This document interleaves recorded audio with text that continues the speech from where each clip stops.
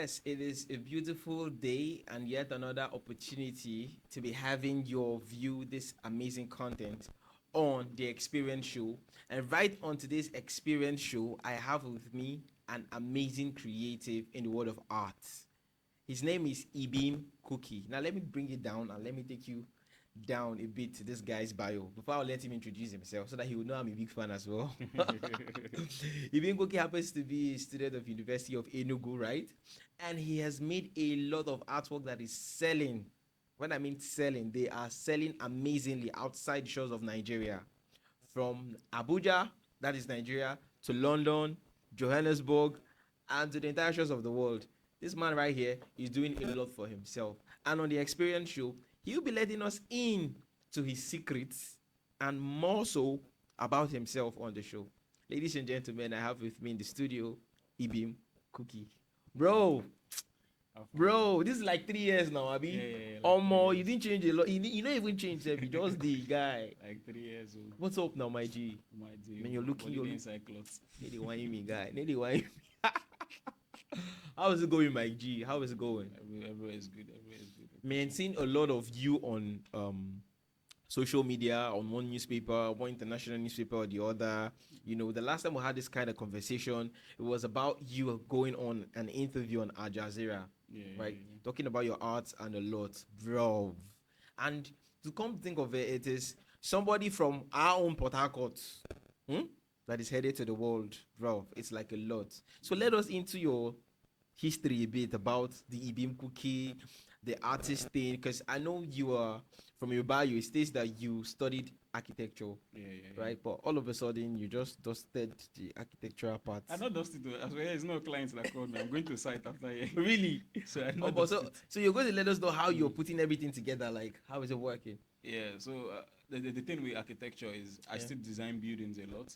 It's just that most times I don't build what I design. Okay. They give like engineers and stuff. But most people, because you're an artist, so they know that you bring a certain level of creativity to the Yeah. design. So Yeah. they want the artist to design the building, Yeah. and then they will say, okay, because you don't have the time, we'll get someone else to build. To So do it. yeah, so I still practice the architecture. But yeah, I did architecture at the University of Nigeria in Suka. So Okay. Yeah.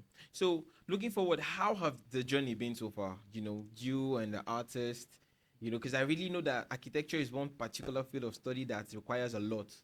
And now you kind of, you know, I don't think that was like what you were fronting at the time because on social media it's just you and me and my art. your art. So yeah, like obviously, like my art started back in school when I was in architecture school.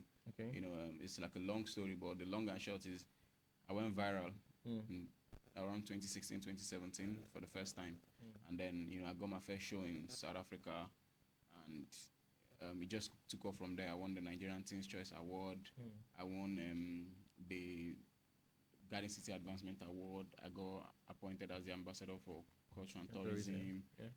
The federal government gave me a special recognition award in Sheraton, Nigerian Festival of Awards. And then since then I've just been like doing the art stuff, going for exhibitions. Then I did like an internship, or will I say residency with Dimas Woko. He's Okay. like a renowned architect. He's in his 90s now, so he's sort of like a pioneer he's the one that designed the Ewu Monastery, the Dominican Chapel Ibadan, and a lot of big structures. So I worked with him for some time, and then I've been doing shows in I've showed in West Ham Stadium. I've done TED Talks. I've shown in different galleries in Germany, Brazil, the UK, South Africa, Mexico, Greece, just different shows across the world. So yeah. Now, looking at how you have thought around the world, exhibiting your content to people, and they have been appreciating where it's originated from. What would you say about how far the government they are putting few structures in place to enable creatives like you to spot right here in Port Harcourt? What would you say about that? So I would say first thing we need to correct the notion that government is the one that invests in creatives. In most developed world, government does not really invest in creative. What they do is they create an enabling environment for the private sector to invest in creatives. But when we're in a country where the environment is not really enabling, except maybe for a few exceptions of Lagos, which compared to their counterparts of mega cities is also struggling. But speaking of Port Harcourt, where we are currently, we are like a political state.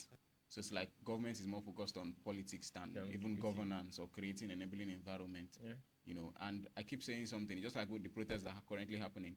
I tell people that if government does not develop human capital, the human capital will destroy the infrastructure they're developing.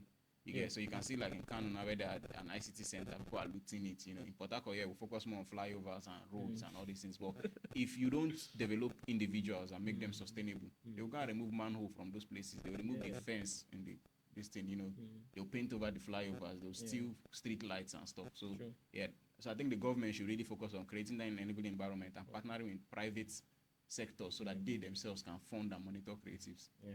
Now, moving forward, you said during course of your, outlining your achievement, of which it's an honor. I mean, honestly, I would say that I think because of what you just said, I'm beginning to think like, bro, I think I've been needing a pen and a book so I can start sketching, because this thing right here has inspired me a lot, right? So going by what you just said about everything that has to do with your achievement, the one that struck me the most was, when you said you're given the position of the ambassadorial position to the Ministry of Culture and Tourism, right? So now the question now is, having given you this, what do you think you could do if you're given the opportunity, right, that can actually create an enabling environment in the city for creatives, for up-and-coming creatives? Because it's one thing to be a creative and then to also have other up-and-coming creatives that do not know their way around this structure. So what do you think could be really put in place to ensure that, okay, these creatives that are coming can be given an opportunity? So for me, like I said, everybody can come and give you aspire to inspire unless you prosper to desire. You get? I would say like on a more practical level, like they say, you have to teach people how to fish. You get? So for me personally, like, there are certain projects I've worked in the city, from the River State Zoo at Slaughter to, this like restaurants like Subway, Black Box, Friends, like, different places where I bring in other creatives, we work together. I have people in my studio too that work with me. I teach you like sort of like the business of art, the techniques and things like that, and sort of also expose you to opportunities, and also try to help a lot of Port Harcourt creatives to also get opportunities with some of the galleries I've worked with abroad and some of the people have. So that's like the first step. But then on the other side, there needs to be a certain level of opportunity for creatives, and not just opportunities as per visibility, like opportunities to earn. We need to see art as a way of life and not just something that people do for leisure.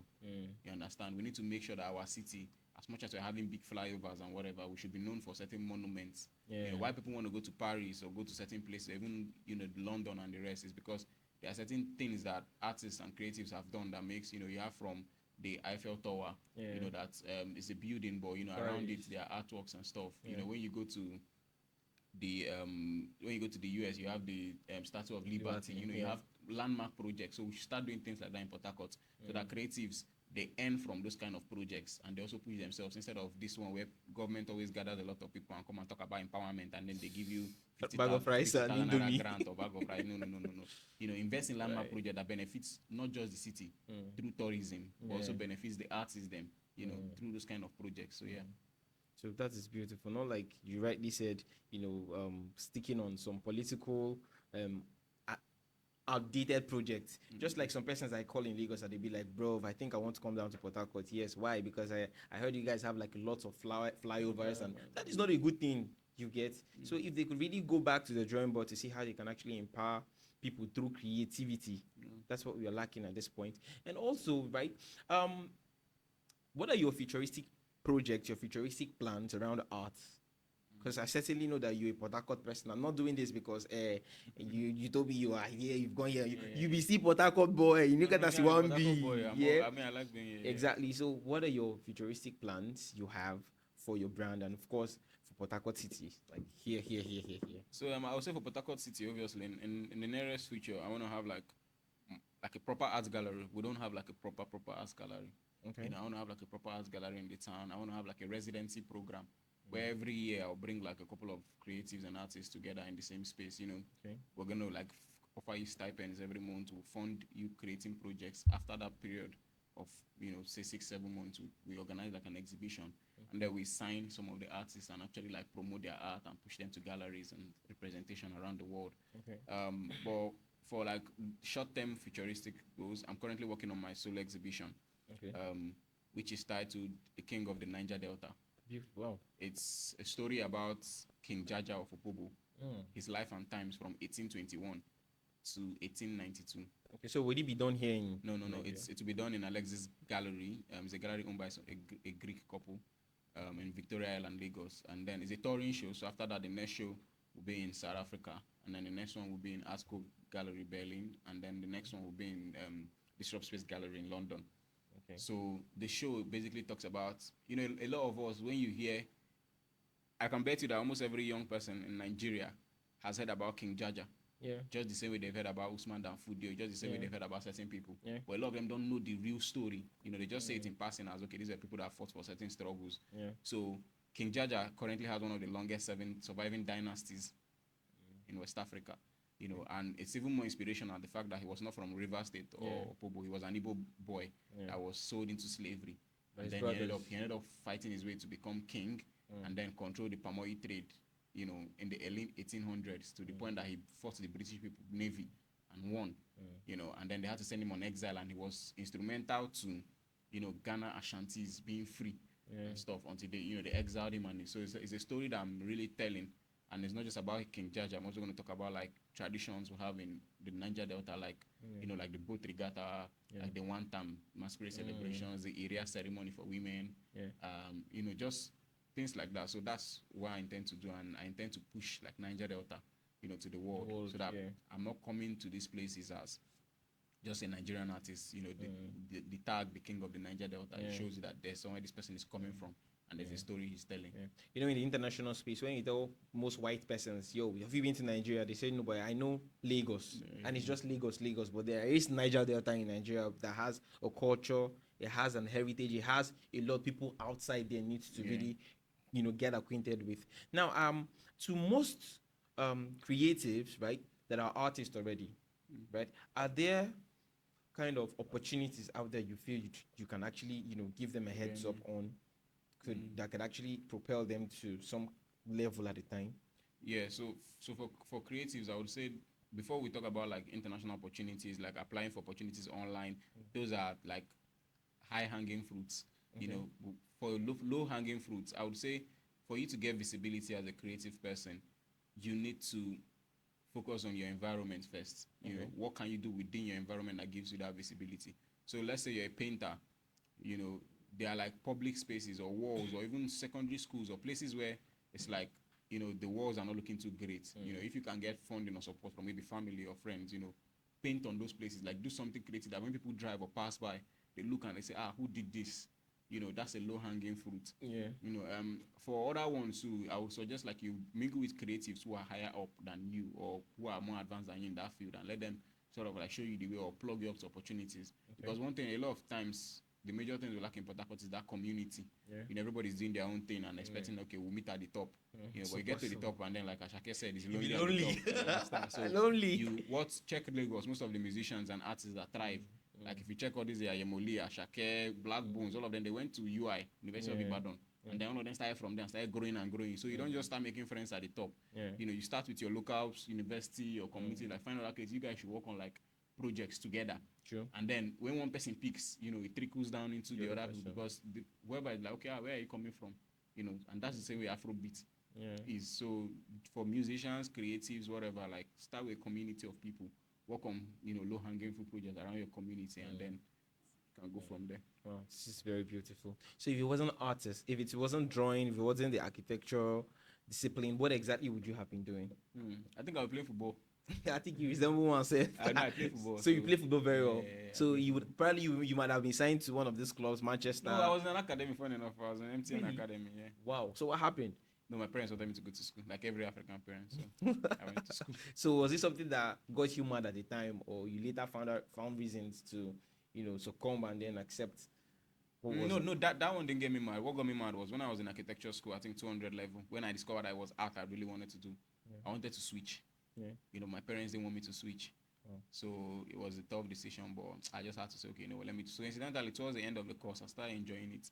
And then when I finished, I'm like, okay, you know what, like it's good to have both of these things, like they complement each other. So So the art in particular, was it something that you learned or you self-taught yourself? I don't believe anybody self-taught. I'll say I learned from like YouTube, like Okay, other people, because you can't be self-taught if you're learning from people online and watching videos and that's stuff. true. So I'll say I learned from like online stuff, basically. That's true. This is very beautiful. I mean, I'm very inspired right now, bro. Man, you're going to be seeing a lot of sketches from me. I'll be bugging you.